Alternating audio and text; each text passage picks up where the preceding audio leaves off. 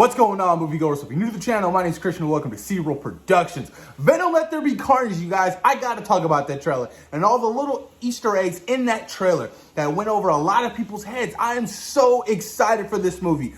We are actually getting a live iteration of Cletus Kasady Carnage, one of my favorite Spider-Man villains. Yes, Spider-Man has some of the best rogues galleries. He's up there with Batman. Spider-Man and Batman have the best villains of all time, and we can debate about that shit right now if you want to. They legit have the best villains, and I cannot wait to see Carnage. I am so pumped. I just wish, I'm hoping that we get an interaction between Spider-Man and Carnage and Venom, all three of them on the big screen together one day, you guys. That would be massive. And you know, I'll keep stating this, you know Kevin Feige wants that symbiote suit attached to Peter Parker in the MCU, and it's going to happen eventually. But let's talk about the trailer, you guys. What I love most about this trailer really gave me some good looks at Carnage. Really gave me some good, interesting backstory stuff on Carnage, Cletus Kasady. One of the hidden little Easter eggs was when that police officer was looking at the newspaper and it said the Daily Bugle. But that was the Daily Bugle from the Sam Raimi universe, not the MCU Daily Bugle vlog with J. Jonah Jameson. So I'm really curious to see how and why they're doing that. And we all know that J. Jonah Jameson is supposed to make an appearance in this film. But is he James Jonah Jameson in the Sam Raimi universe? Or is he James Jonah Jameson in the MCU? Because the Daily Bugle, and both of those universes are two totally different things.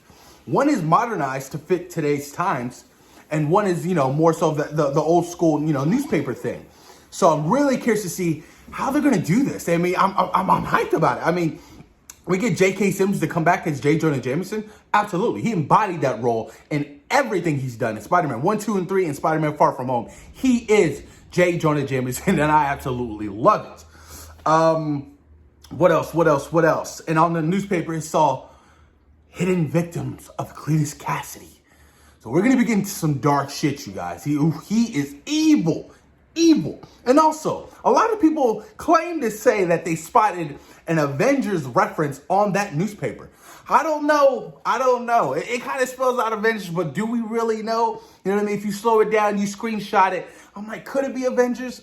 Nobody really knows, guys. So that was pretty interesting to see. And we got to see the Ravencroft Institution, or the Asylum.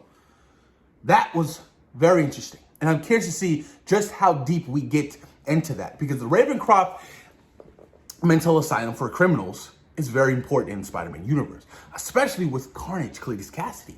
Because that's where he's held. He's held there. And this is upstate New York as well. So it takes place in New York. Even better. I'm pretty sure part of this film takes place in San Francisco, and part of this film takes place in New York as well. But also, it's a maximum security facility, and the country is specializing in the treatment of superhuman criminals.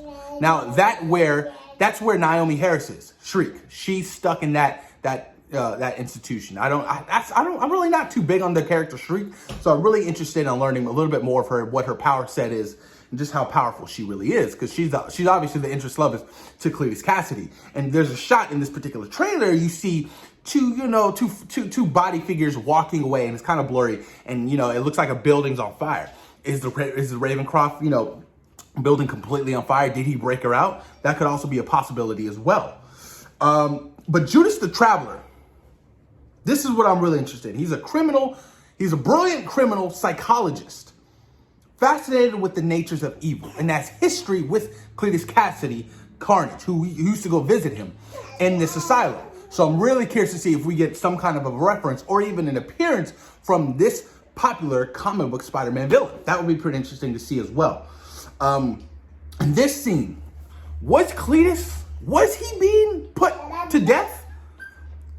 It looks like they were poisoning him, but then it looks like he already had the symbiote in his body.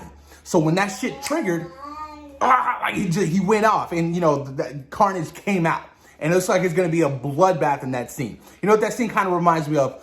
of the scene in Wolfman, Benicio del Toro, is when, you know, he's in the straight jacket, he's in the chair or whatever, and he's, you know, everybody's around him or whatever, and he's transforming and, you know, just wrecks everybody in that entire freaking asylum. That was crazy. That's the vibe I kind of got. But man, yes, the one thing I really enjoyed about this trailer was tonally, it felt very different from the first Venom movie.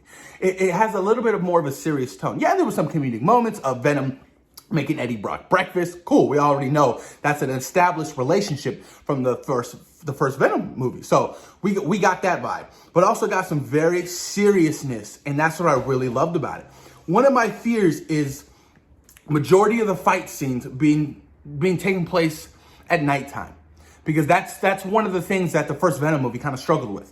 You know what I mean? You had two dark characters who were fighting each other at night. It was kind of hard to see, and that's where I have a feeling what's going to happen in the sequel, Venom: Let There Be Carnage. I hope it's not. You know what I mean? I hope we get some daylight fight scenes so we can really see, you know, Carnage and Venom go at it. You know what I mean?